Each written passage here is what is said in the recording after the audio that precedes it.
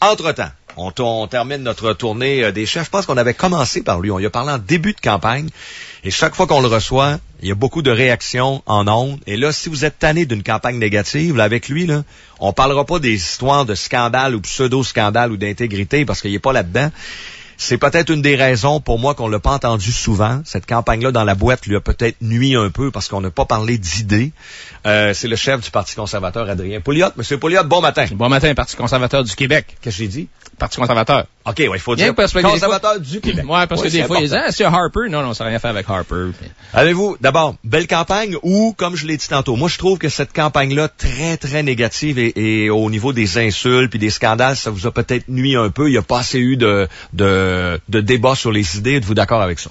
Oui, ben d'ailleurs, c'est assez rare même dans les campagnes électorales qu'il y ait un débat sur les idées. Ça vire souvent comme ça a viré cette fois-ci, mais je pense que c'est pire cette fois-ci. Moi, j'ai fait une campagne de terrain, puis ce que les gens me disent, là, c'est ça. Il y a beaucoup d'amertume de la part des gens. Les gens n'aiment pas ça, la chicane, tu sais. Ils n'aiment pas ça entendre les gens chicaner. Et c'est ça que j'entends beaucoup. Ils sont tous pareils, puis ils s'en vont de la boîte, puis les gens n'aiment pas ça. Alors, ils sont tous pareils, on l'entend beaucoup. Beaucoup. Et beaucoup de décisions, hein. Moi, dans mon comté, comté de Montmorency, là, Beauport, en 2012, il y a eu 30 000 votes fédéralistes, puis 8-9 000 votes séparatistes. Okay? Et donc, il n'y a pas beaucoup... Tu sais, le PQ passera pas, là, c'est évident, dans mon comté, ça passera pas. Alors, une fois que j'ai identifié un électeur qui votera pas pour le PQ, là je leur dis, OK, là, alors, vous votez pas pour le PQ, la Marois, tu sais, ça, je l'ai entendu, comme, hey, moi, je vote pas pour la Marois. Là, les gens, je leur dis, OK, vous allez voter pour qui? Et là, il y a un silence. Les gens haussent les épaules et disent, ben, on sait pas. On sait pas pour qui on va voter. Les libéraux, pour eux, pour toutes les raisons, tu sais, il y a des raisons, peut-être l'éthique aussi, puis les gens savent très bien que la dette sous les 9 années de M. Charest a augmenté de 50%, les dépenses ont augmenté, les impôts, les taxes, la TVQ, tu sais, 7,5, 8,5, 9,5, la taxe sur l'essence, Hydro-Québec, il va tout ça. Et au niveau de M. Legault, ben, les gens sont pas dupes non plus, tu sais. On voit très bien que M. Legault, il a viré à droite, là, depuis 3 semaines. Il y a un gros virage à droite, là. La CAQ de 2012 puis la CAQ de 2014, c'est pas la même CAQ pantoute, là. Non. Tu sais, ça a complètement changé. C'est pas la même chose. Je suis d'accord. Ça a complètement changé. Moi, je les trouve plus à droite. Remarquez, moi, j'aime mieux ça, je l'avoue, parce qu'ils sont plus à droite là. Mais c'était pas ça en 2012. Exactement. Ils sont plus à droite là. Puis là, la question, c'est-tu un vrai virage à droite? Ou est-ce que c'est seulement pour gagner des votes? Les gens sont pas dupes. Ils disent, ouais, mais c'est-tu vrai ce qu'ils pensent? Ou pourquoi est-ce qu'il a fait ce changement-là depuis 6 mois? Pourquoi est-ce qu'il a ressorti les anciens adéquistes du placard? Est-ce qu'il va remettre les anciens adéquistes dans le placard? Ben là, si je me fie aux journaux de ce matin, où on lui a demandé un peu son conseil des ministres, M. Legault, les anciens de l'ADQ, là, ils les appellent la deuxième ligne. En arrière. Éric Kerr en arrière, Gérard Deltel en arrière. Le monde qui veut mettre en avant, je les connais même pas.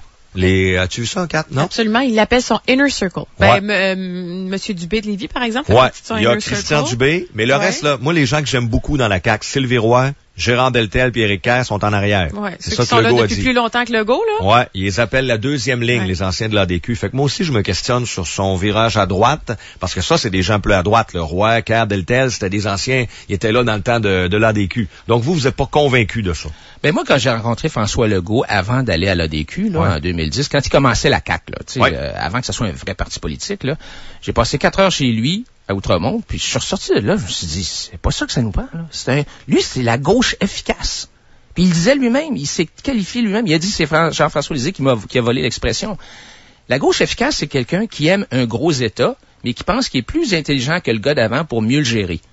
C'est ça, la gauche efficace. Et moi, je disais à François, c'est impossible, c'est trop gros. Personne n'est capable de gérer un gros État comme ça. Il faut réduire la taille de l'État. Et là, qu'est-ce qu'on entend de la part de François Legault? D'abord, sa publicité, je sais pas si vous avez entendu sa publicité hier, il faut cesser de tourner en rond. Qu'est-ce que ma brochure dit, Monsieur Bouchard? Ouais, je sais, je l'ai remarqué aussi. Cessons de tourner en rond. Ouais. Qu'est-ce qu'il dit François Legault hier? On cesse de tourner en rond. Il faut changer le vieux livre de recettes, c'est ce que je dis, moi, depuis des mois. Moi, j'ai pas inventé ça, là. J'ai cofondé l'Institut économique de Montréal en 1999. Oui. Puis, une des choses que j'ai faites, j'ai dit, hey, on devrait se partir un compteur de la dette. Parce que la dette au Québec, là. Le fameux compteur, mais je vois ça souvent de l'IADM, ça. Ouais. Qui c'est qui a inventé ça, le compteur de la dette? Je sais pas. C'est moi. Ah ouais, je savais pas ça. C'est moi qui ai poussé l'idée.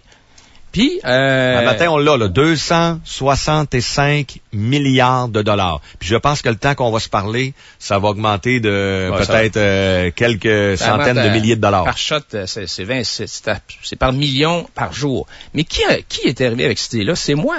Là, François Legault, hier, tout d'un coup, regardons ça, une révélation, le Québec est trop endetté, puis il annonce qu'il faut baisser la dette devant le compteur de la dette de l'Institut économique de Montréal.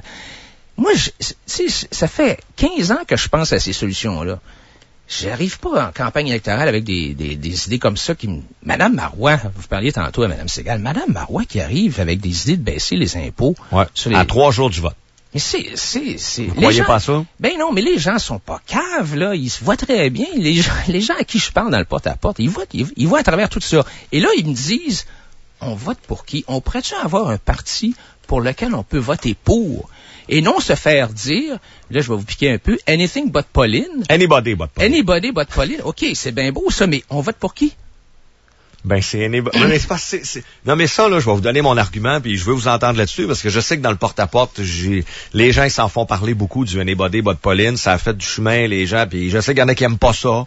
Mais, admettons, là, qu'à Québec, on vote. Mettons que dans mon comté, je décide de voter conservateur. OK? Ou les gens de Montmorency votent pour vous, conservateur. Ouais. Bon.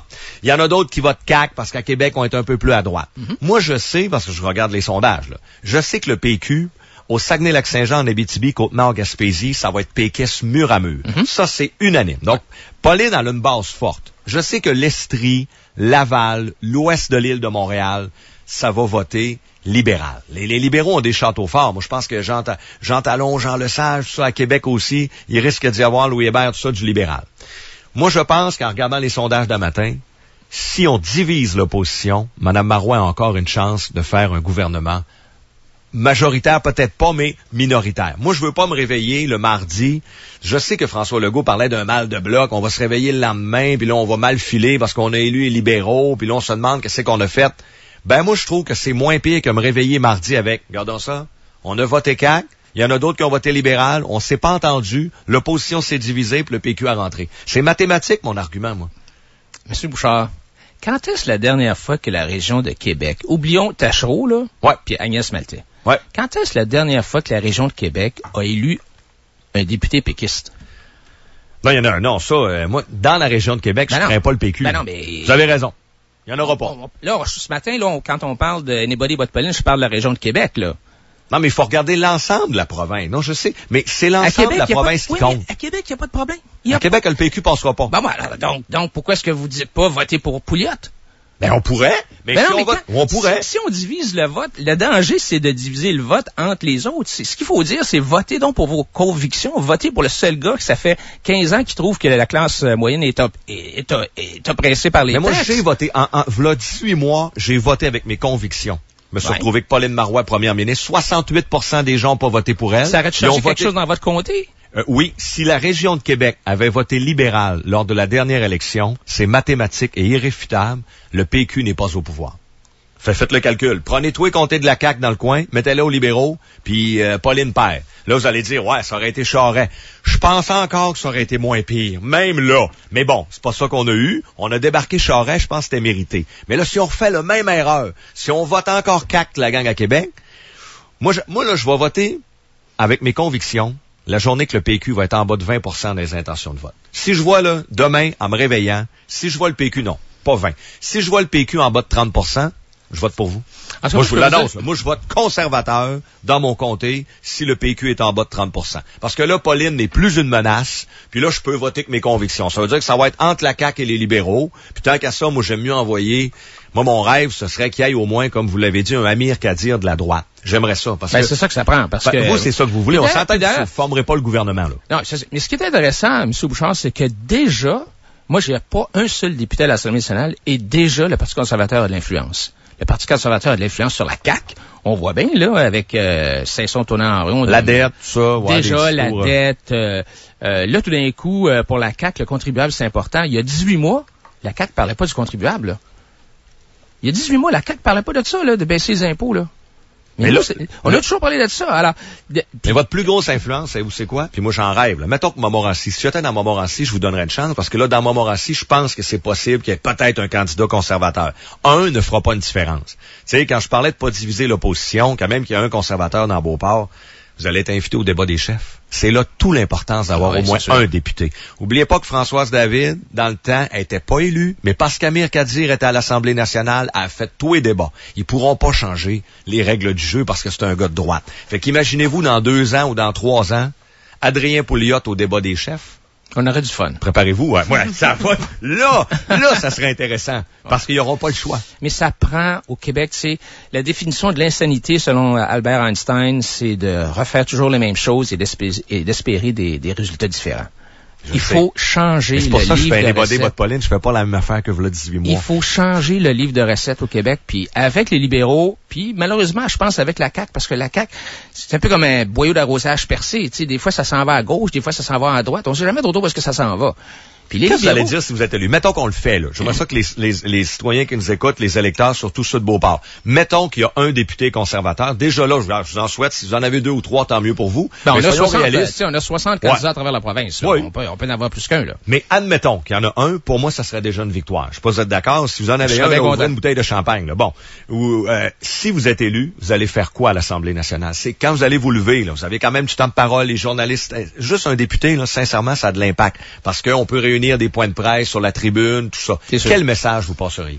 Ben, ça va être un message de cohérence, parce que moi, je vire pas à gauche et à droite, là, ça va toujours être le même message. Moins d'État, plus de responsabilités individuelles, plus de place au marché privé, bon, tout ça. Donc, une cohérence. Puis deuxièmement, ça va être de rappeler à l'ordre des gens comme François Legault, qui, d'une part, me disent, puis j'applaudis, disent, ça prend une charte des contribuables, hein? Bravo. Là, je vais me lever puis je vais dire, Monsieur Legault, félicitations. Mais quand M. Legault, dans la même semaine, va féliciter Mme Marois, qui s'en va mettre 120 millions de l'argent des contribuables en anticosti, là, je vais dire, hey, M. Legault, le 120 millions, c'est notre argent. Allô? C'est l'argent des contribuables. Qu'est-ce que vous faites là? Donc, ça prend un chien de garde. Moi, je serais un chien de garde de la droite. Si je suis élu seul, là, je m'en vais là, puis je jappe. Je vais japper à chaque fois. Ça donne rien de japper contre Québec solidaire. Là, ben non. Ils sont toujours à gauche. Mais je vais japper contre François Legault s'il est encore là, ou s'il est plus là, ben contre Gérard Deltel, puis si jamais Éric Kerr commence à dire des choses qui n'ont pas d'allure, je vais dire, hey, un instant, là, on est ici, on est des gens de la droite. Ça prend un chien de garde, ça prend, je sais qu'il y a des gens qui ont été choqués quand j'ai dit que je voulais être l'Amir Kadir de la droite, mais c'est un peu ça dans le sens où Amir Kadir, on va lui donner... Mais il fait une bonne job. Il est cohérent. Moi, je suis pas d'accord. Oui, il est cohérent, Kadir, oui. Tu lui poses une question, la réponse, c'est plus d'État. Tout le temps. Tout le temps. Le privé, c'est pas bon. Lui, c'est le privé, il a peur de ça, il aime pas ça, je respecte son idée, je suis pas d'accord. Privé en santé. Oui. Quand est-ce que Legault a dit que ça prendrait du privé en santé? Je l'ai pas entendu. Jamais. Ouais, moi, jamais. Je vais me lever puis je vais dire pourquoi est-ce que c'est pas bon le privé en santé? Je vais me lever, je vais demander. Je vais demander à M. Couillard. Pourquoi c'est pas bon le privé en santé? C'est ça que ça prend un chien de garde qui va être là pour pousser les idées. Là, les gens vont m'entendre. Je vais aller au débat. On va se faire connaître. Je vais utiliser la presse parlementaire pour faire connaître mes idées. Puis la prochaine fois, ben, on va avancer encore plus. Mario Dumont, il a commencé. Il était combien, Mario Dumont, à l'ADQ? Sylvain Légaré, dans Vanier, un député, je m'en souviens. Ben, il y avait lui, mais lui, au départ, il y en a juste eu un. Et après ça, c'est la région de Québec qui a donné son premier gros gain, Sylvain Légaré dans Vanier. Puis en 2007, il y a eu combien de députés? Oh boy, il a passé proche de prendre le pouvoir. Ouais. 42. Alors, c'est vrai qu'on a un système uninominal qui fait que il y a 2 partis. Hein? C'est surtout 2 partis là, dans le système qu'on a.